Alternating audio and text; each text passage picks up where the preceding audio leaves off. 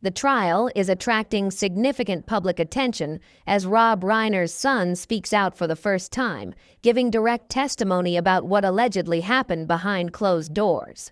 The details presented in court not only raise new questions, but also leave Hollywood in a state of stunned silence, as the lines between family, reputation, and responsibility are being weighed against the scales of justice. This is seen as a pivotal moment that could completely change how the public views the case.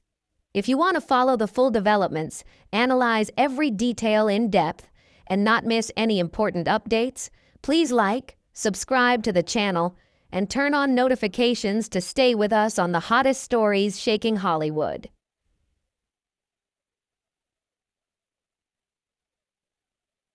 Then, a striking comment from Billy Bush, considered one of the most astute entertainment reporters, added to the somber atmosphere.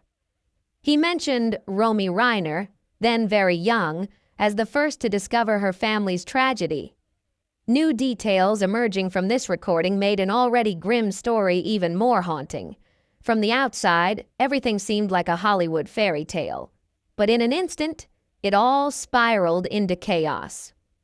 On the surface, the Reiner family seemed unshakable. Rob Reiner was a big name in the film industry. Michelle was always seen as a solid support system, and their children grew up in an environment of creativity, fame, and relentless pressure. Red carpets, camera lenses, applause, and perfect smiles were everywhere. But behind that glamour, many believed that silent tensions had been building for years, waiting to explode. And then December arrived. A fateful night brought everything to a standstill.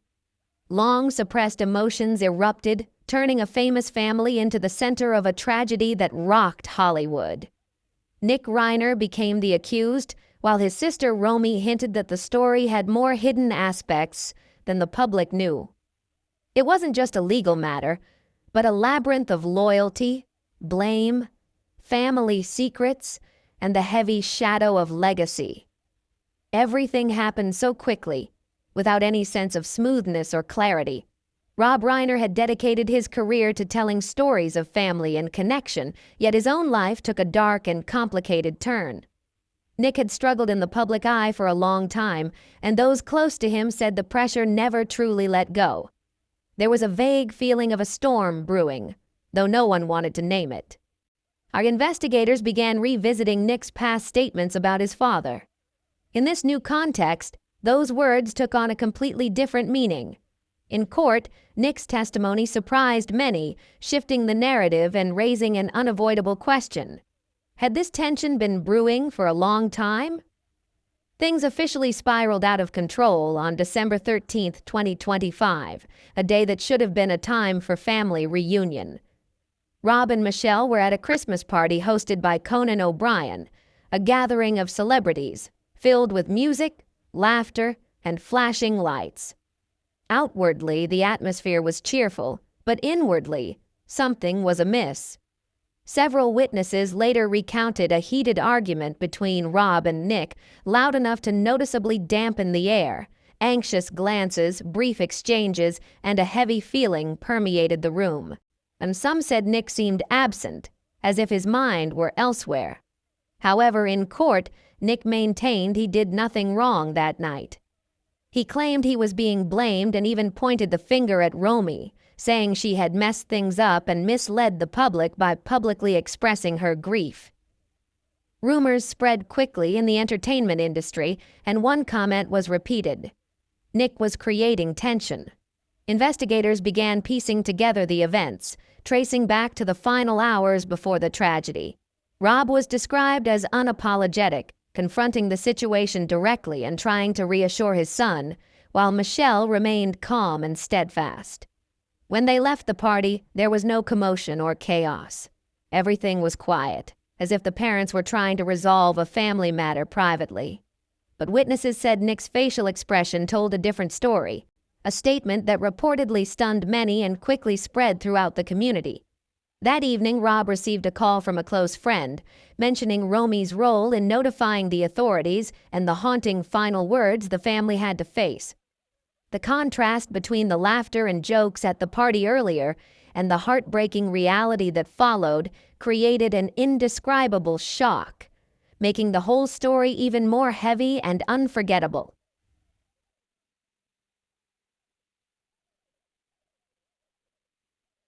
Creative conversations continued, even discussing plans for the long-awaited sequel to Spinal Tap. Eric later recounted that Rob remained optimistic, focused, and completely unfazed. But just days before, in a rare private moment, Rob had admitted to a close friend that he sometimes didn't know how to connect with Nick anymore. And that statement, seemingly simple at the time, now carried a completely different weight. At the same time, Roy reportedly confided in someone close to him that Nick was blaming him for things he insisted he hadn't done. This suggests that these tensions didn't erupt overnight. They had been simmering for a long time, accumulating over time. And when Nick made his confession in court, those old cracks seemed to deepen, leaving no room for concealment. When the family returned to their Brentwood home early the next morning, a serious incident had occurred, shocking everyone who knew them. Authorities later confirmed the event took place before dawn, although the exact time frame was still being determined.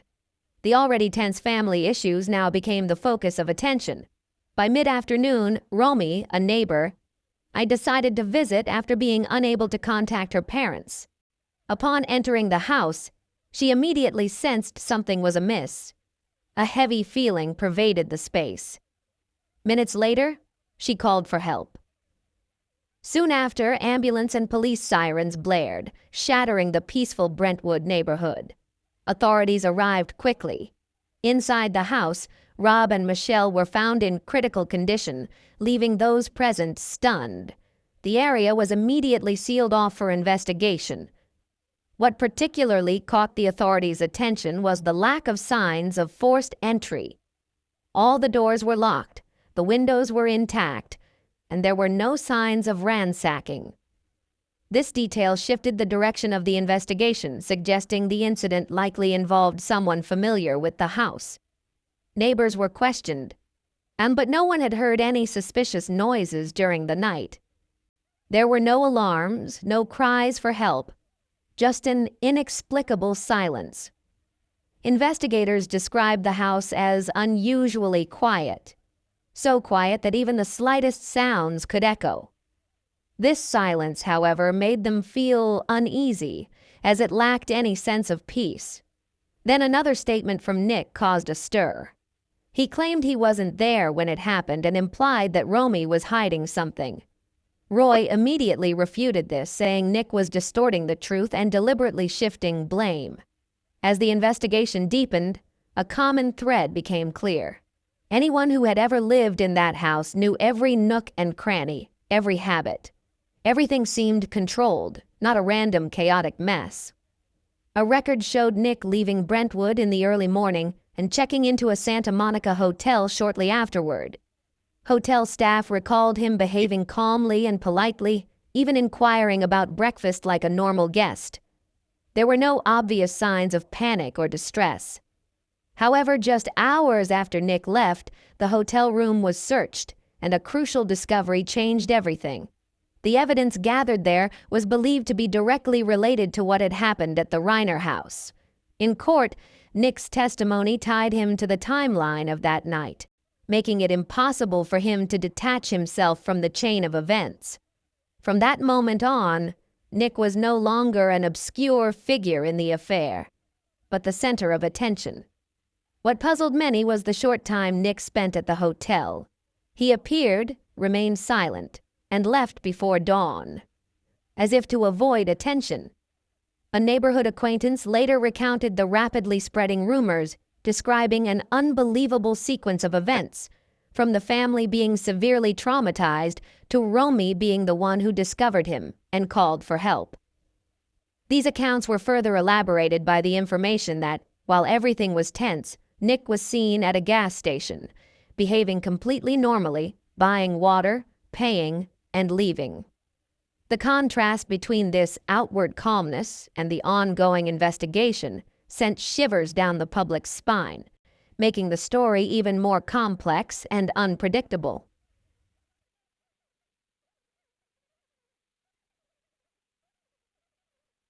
Without any haste or sign of anxiety, Nick appeared with a calm, almost cold expression. His movements were slow and steady, just like any other ordinary morning. When reporters questioned him about what had happened earlier, Nick answered briefly, his voice decisive and emotionless. He asserted that he had nothing to hide, claiming he had done nothing wrong, and emphasized that Romy was the one who knew the truth. In a short time, this statement spread rapidly on social media, igniting a fierce controversy. Hours later, a close associate of Romy revealed that she had broken down in tears, saying that Nick continued to distort the truth and deliberately shift the blame onto her. That evening, police tracked Nick's movements near the exhibition park adjacent to the University of Southern California campus. For the investigators, it felt like a noose was closing in. Nevertheless, Nick maintained that it was all a greatly exaggerated misunderstanding. As the police cars pulled in, their flashing red and blue lights reflected off the deserted street. But there was no chase or chaos as many had imagined. Nick was cooperative, calmly following instructions and barely saying another word. He was quickly apprehended without any resistance. By the end of the night, detectives began piecing together the entire sequence of events. A tense family argument, an unusually quiet house, no signs of forced entry, and scattered movement tracks throughout Los Angeles. All the pieces gradually revealed that this was no simple or random occurrence. A persistent question hung over the investigators' minds. What really happened inside the Brentwood house before dawn? Once the scene was secured, forensic teams quickly moved in. They took photos, collected samples, and scoured every corner of the house, while at the command center, investigators gathered around maps and screens to reconstruct every minute of that fateful night. There were no surveillance cameras inside, no clear timeline data. All conclusions had to rely entirely on forensic science. Environmental temperature, physical traces, and even seemingly insignificant details became crucial clues.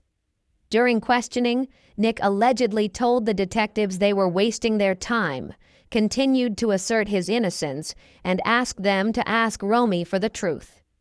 Immediately, through his lawyer, Romy strongly refuted this, claiming Nick was deliberately distorting the facts to protect himself.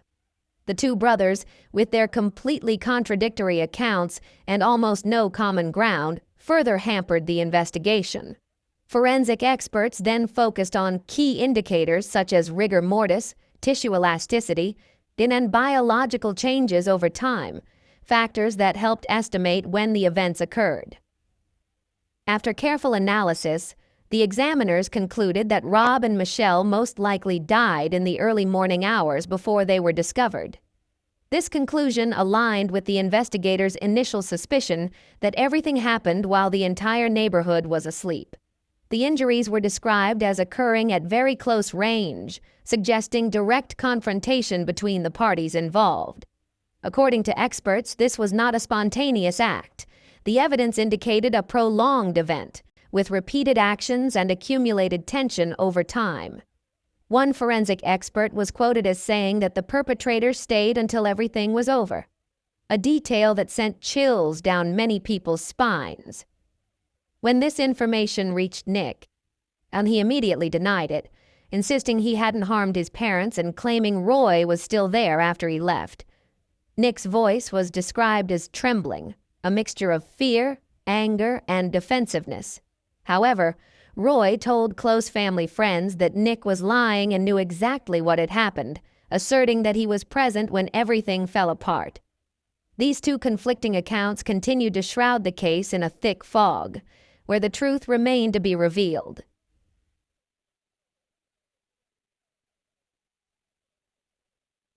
Even as emotions ran high in the interrogation room, the investigators maintained absolute focus. They did not allow emotional speculation to guide them. The chain of evidence gathered at this point, according to the authorities' assessment, showed a clear direction regarding motive and severity. Prosecutors argued that once the incident began, it did not stop halfway. After the entire report was completed, Nick Reiner was formally charged with 2 first-degree murder charges, each involving a parent, under California state law. This is the most severe prosecution bracket. The prosecution emphasized that they believed the alleged acts were premeditated and likely premeditated.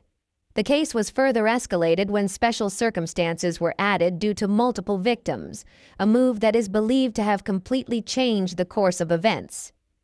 Under the regulations, if convicted at this level, Nick could face life imprisonment without the possibility of parole. The Los Angeles County District Attorney's Office stated that the forensic findings met the necessary standards to proceed with prosecution that night. In court, Nick's initial statements were considered highly influential in shaping the course of the case.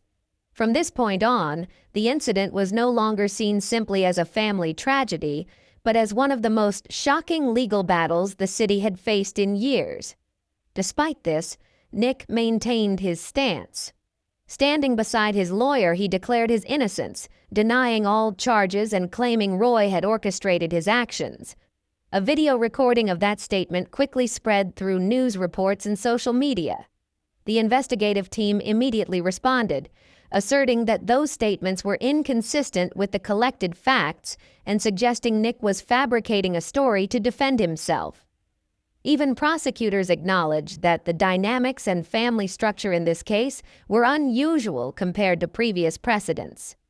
With the timeline established, or the cause determined by the investigation file, and Nick's movements tracked across multiple areas of Los Angeles, the case file quickly became tightly constructed.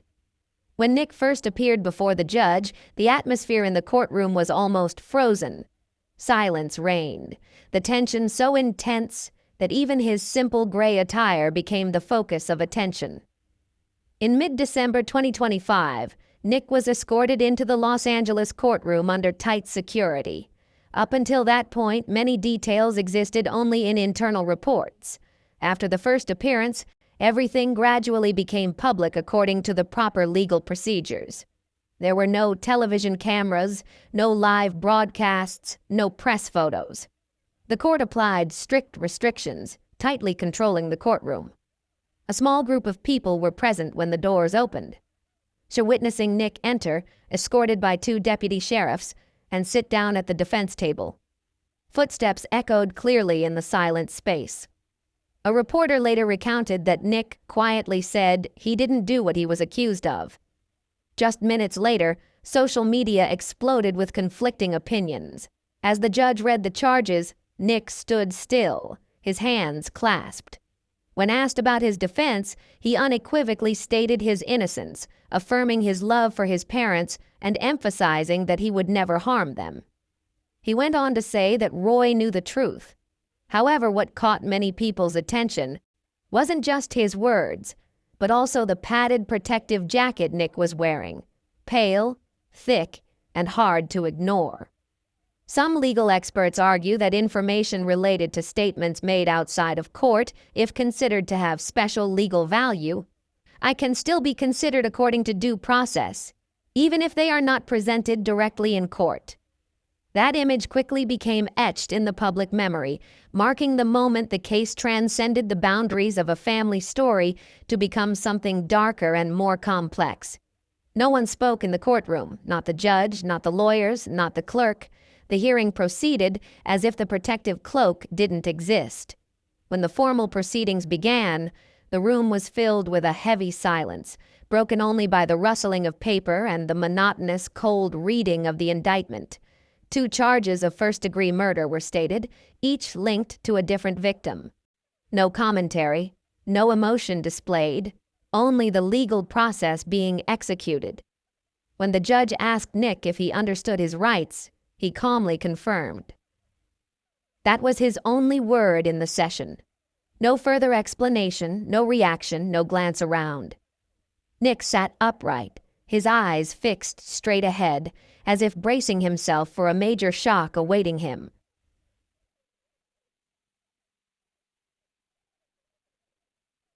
Those present in the courtroom said his face was almost expressionless. Strangely calm, yet possessing an indescribable numbness. His gaze fixed, his posture upright, as if detached from everything happening around him. But it was in that moment of silence that a small detail quickly captured attention. A nearby reporter overheard Nick whisper, almost a breath escaping through the gap between his lips. "I'm innocent. Roy knows that." That faint sound could have faded into the void, but once recorded it spread like wildfire, becoming the focus of discussion within minutes. After the formal charges were announced, the court's attention shifted to procedural matters. Nick's lawyer requested more time before presenting his formal defense, citing the need to review new evidence and additional testimony. The judge granted the request and decided to postpone the preliminary hearing to early January 2026. The prosecution did not object. There was no argument, no heated reaction. The entire room was shrouded in an atmosphere so heavy it was almost palpable. No one raised their voice, there were no dramatic moments, only a thick silence that enveloped everything. Beneath that outward calm, tension simmered, like an undercurrent constantly fluctuating. When the hearing concluded, one thing became clear to all who witnessed it. This was not the end. This was only the beginning of a long and fierce legal battle. Nick's whisper, however brief, I had opened up a new layer of suspicion. And then everyone's attention shifted to the man standing beside him. The defense attorney was not an unfamiliar face. It was Alan Jackson. The moment the name was mentioned, the atmosphere in the courtroom seemed to change instantly. Jackson was famous for his involvement in some of the most controversial cases, having faced prosecutors in intense and protracted legal battles. His client list was tied to a series of scandals that had shaken public opinion. Nick's choice of Alan Jackson was seen as a silent declaration. This wasn't a weak defensive effort or a temporary solution. It was a sign of a full-scale counter-strategy, a readiness to go all the way. Reporters outside immediately started buzzing, and one person in the legal community whispered that he was the kind of lawyer only hired when you're fighting for everything. That assessment quickly spread. A source close to the family said Roy was truly stunned by the legal team Nick had assembled. According to her account, she believed her brother was trying to project an image of innocence by making a big fuss, because he understood he had been cornered with no way out. From that moment, the tension was no longer concealed. When the hearing ended, Nick left the courtroom just as he had entered, silently, solemnly, escorted by police.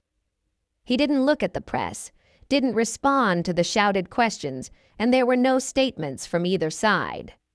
Just minutes later, the courtroom was empty, but the repercussions remained.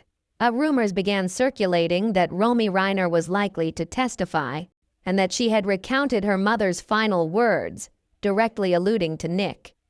This information immediately sparked a new wave of debate.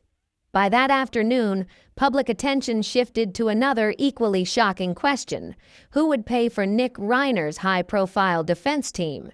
Rumors spread quickly, as everyone understood that a case with two such serious charges could drag on for years. The costs for lawyers, experts, expert opinions, and related procedures could skyrocket uncontrollably. Many in the industry estimated that this figure could easily exceed $1 million, or even higher. The situation became complicated when considering Nick's financial situation. He had no recent acting projects, and no publicly available income large enough to explain such enormous expenses. The gap between his financial reality and his renowned legal team caused social media to explode with speculation. Some suggested that family inheritance money was being used. Others questioned whether it was legal. Inheritance law experts quickly spoke out, calling it a risky gray area. One legal analyst bluntly stated that if Nick was using family assets, Roy could absolutely object to every single expenditure. That statement only added fuel to the fire. According to close sources, Roy was furious and believed her brother was using money that didn't belong to him. She reportedly said their father would never accept that. Nick's lawyers immediately countered, asserting that all expenses were legal, transparent, and fully documented, and accusing Roy of continuing to distort the truth. Public opinion was clearly divided. Meanwhile, inside the courtroom, not a word was spoken about the financial matters. No questions, no petitions, just silence in accordance with the law. In contrast, outside the court, a chaotic atmosphere prevailed. The media was constantly present as information emerged, suggesting that some family members desired sympathy rather than punishment, and began bringing mental health issues into discussion alongside the serious accusations. The divisions within the family became increasingly apparent, reflecting the complexity of the case. This is no longer simply a legal story. It has become a question of loyalty, responsibility, and how each person defines justice within a family pushed to the brink of collapse.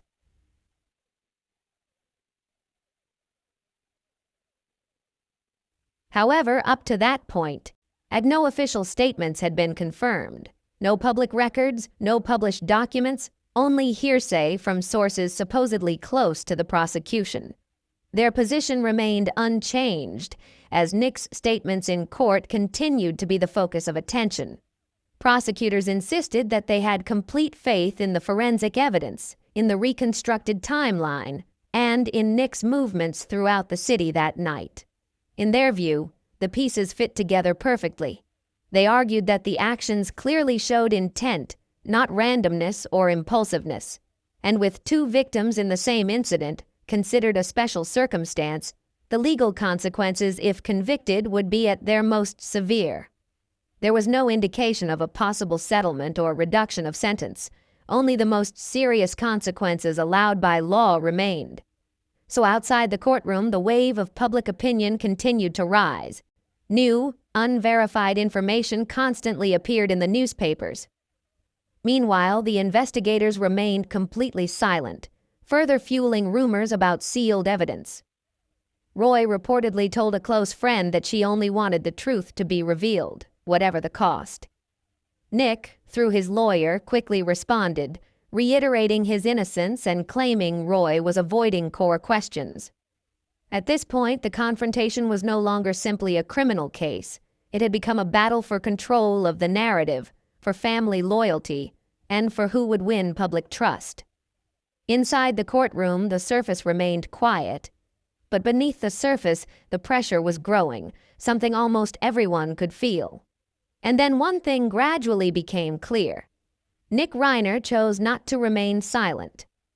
A few days later, attention unexpectedly returned to an old statement of his, previously overlooked, but now carrying a completely different weight. Those words were seen as potentially shaking up perceptions of the case and reshaping the strategies of both sides in court. Nick had shared about his childhood, admitting that he never truly felt connected to his father. He said there was always an unnameable distance between them, a lingering emptiness. "I loved my father," he once said, "but I always felt like an outsider." That confession surprised many, especially when compared to Rob Reiner's long-held public image, that of a devoted, respected father deeply involved in family life. From the outside, the Reiner family seemed to embody what one might call ideal: family dinners, shared interests, strong bonds, or at least that was the image. But for Nick, the experience was different. He described himself as often being in the role of an observer, physically present but emotionally distant. Those close to the family later suggested that Rob had done his best, never intentionally distancing himself from his son. However, a busy career and a stressful life may have created voids that Nick could never fill. That family, though seemingly perfect in the public eye, was far more complex behind closed doors. Nick once expressed his feelings in a way that stunned many. He said he was surrounded by love, but couldn't feel it, as if an invisible barrier prevented everything from reaching him. That feeling didn't come overnight. Nay, it accumulated slowly over the years, until loneliness became a familiar part of him. Friends described Nick as quiet, introverted, a deep thinker, always seeking validation but rarely feeling fulfilled. He wasn't the boisterous or impulsive type. On the contrary, he was discreet, observant, and carried psychological burdens that initially went unnoticed. This emotional context led many to view the incident through a different lens. Suddenly, Nick was seen not only as a suspect in a family tragedy, but also as a man torn apart by years of silent pressure. This raised questions about the true extent of the emotional distance within the Reiner family. The line between a personal tragedy and a deeper story of psychological trauma blurred. According to later accounts, as feelings of isolation increased, Nick began to feel unsafe in his familiar environment. What had once been a source of support gradually transformed into pressure, expectations, and a constant feeling of being scrutinized. He began searching for a sense of belonging elsewhere. Initially, these were small, seemingly harmless choices, but gradually they ensnared him. By his mid-teens, things started to spiral out of control. Nick entered rehab for the first time at a very young age. Reiner's family didn't hide it. They intervened early, sought professional help, and did everything they could to prevent things from spiraling out of control. It wasn't a family secret. It was a public and painful struggle. Treatment program after program, specialist after specialist, each time with the hope that this time things would be different. Nick later admitted that the addictive substances were more dangerous than he thought. He had said he thought he was still in control, but the reality was the opposite. That realization came as a blow. Then came a vicious cycle, brief periods of improvement, interspersed with severe relapses, leaving behind not only disappointment, but also ever-deepening cracks in an already fragile family relationship.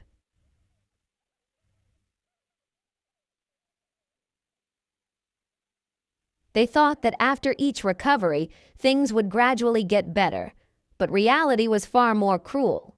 Each relapse was more severe than the last, draining the strength and spirit of everyone involved.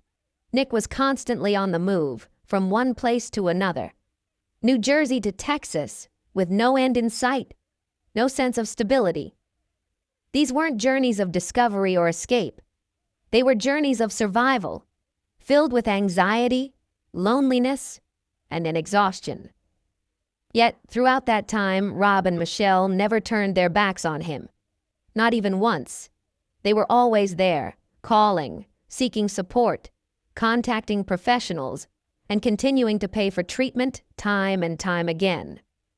Close friends remember Rob saying that if they stopped trying, Nick would lose faith that he could change. That very belief became the driving force that kept them going.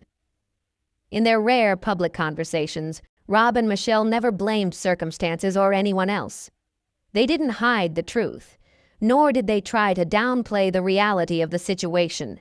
Everything they did stemmed from a desire to help Nick, both emotionally and materially. For them, it was never about image or fame. It was a story of love and unwavering perseverance. Those close to the family say that their efforts never stopped. Even in times when hope seemed lost, turning their backs was never an option for them. Then Rob decided to try a different, bolder, and riskier path. He invited Nick into his creative world, working together on a film project directly inspired by Nick's experiences. The film is not easy to watch. It doesn't conceal the truth, doesn't sugarcoat the pain, and doesn't offer a fairy tale ending. Everything was laid bare: relapses, resistance, feelings of helplessness, and the relentless struggle to start over. During the course of the project, something changed. Nick showed up on time, focused, serious, and worked closely with his father.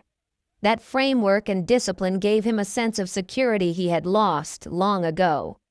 A member of the film crew once remarked that you could clearly see the pride in Nick's eyes. For the first time in years, hope was no longer a vague concept. Rob and Michelle believed that things were finally moving in the right direction. The energy around Nick changed noticeably. He was calmer, more focused, and more disciplined. Friends noticed Rob seemed somewhat relieved. He once shared with an acquaintance that the project had saved both father and son for a time. That shared creative space accomplished what years of therapy hadn't, but that balance was incredibly fragile. When the film was finished, Nick stumbled again. Old habits quickly returned, bringing with them the familiar chaos, even more intense than before. This failure deeply affected Nick and simultaneously eroded his parents' resilience. They tried to mend things, but the accumulated wounds were undeniable. Rob never stopped believing Nick could start over. However, and in the years immediately leading up to the breakdown, the family atmosphere grew increasingly tense. What had once seemed controllable now became unpredictable. The cycles repeated faster, more intensely, and more frighteningly. Even everyday moments were tinged with anxiety. Love remained, but fear quietly grew. Those close to them said the worry now went beyond simply recovery. It concerned boundaries, stability, and emotional security. Love alone was not enough to dispel the fear. And over time, that fear became a familiar part of the Reiner family's daily life. The emotional distance between Rob and Nick, something Nick had mentioned years before, not only didn't narrow but grew even deeper. It wasn't a story of blame, but of two people trapped in a painful spiral. Love intertwined with guilt, hope dragged down by disappointment. A family friend once said they never stopped loving Nick, but also had to admit a bitter truth. Love alone wasn't enough to solve everything. And as the holiday season approached, the family gathering took place in an atmosphere where the tension had been simmering for so long, accumulating over the years without ever truly disappearing.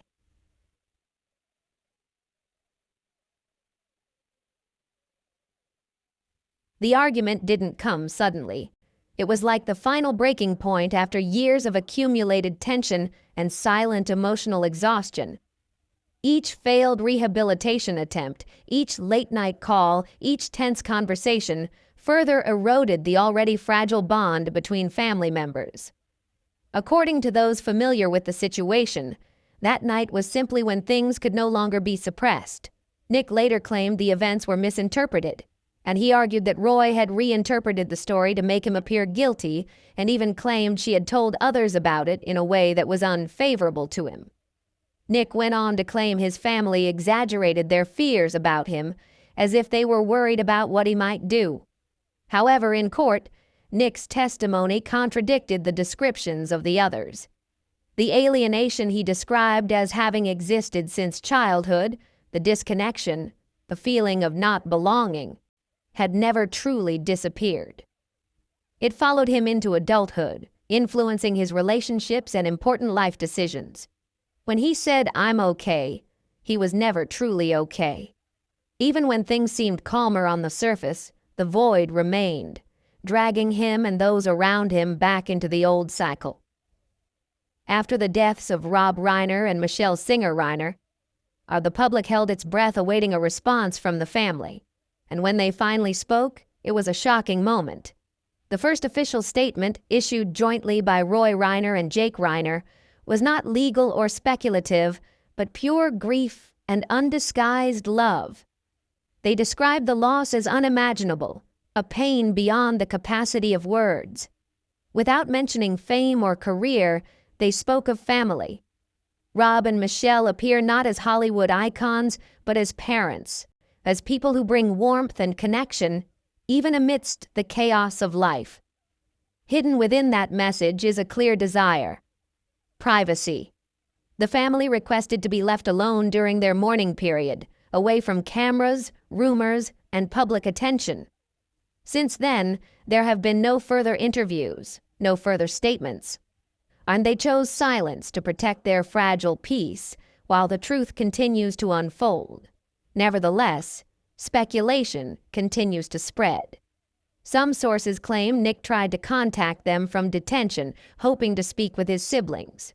According to an anonymous source, Roy responded through his lawyer that the family needed space and that this was not the right time. This information spread quickly, though unconfirmed, only deepening the pain. This family is not just grieving. They were trying to weather a storm that had torn their world apart. Then they completely withdrew from the public eye, choosing to mourn in silence, as if to affirm that this chapter belonged to them alone, not to sensational headlines. A private memorial service was held, attended only by those truly close to them. No cameras, no media, no fanfare. Those present described it as a quiet yet deeply moving ceremony, a place of silence, laughter mixed with tears, and stories shared with genuine love. One friend said it wasn't a Hollywood farewell, but a family farewell. And that statement seemed to say it all. Meanwhile, across the entertainment industry, tributes poured in. Kathy Bates mentioned Rob's leadership, who always gave actors the space to be brave and put their faith first. Kate Hudson called him the creative father of so many who worked with him. Nick Robinson remembers Rob as a mentor who never belittled anyone, but quietly guided them with calmness and trust. Each voice has its own, but they share the same message. Rob Reiner uplifted so many people. Even audiences who never met him share how his films touched and shaped their lives. His works speak of connection, compassion, and the imperfect beauty of humanity. And as the tributes continue to resonate, one thing becomes clearer than ever.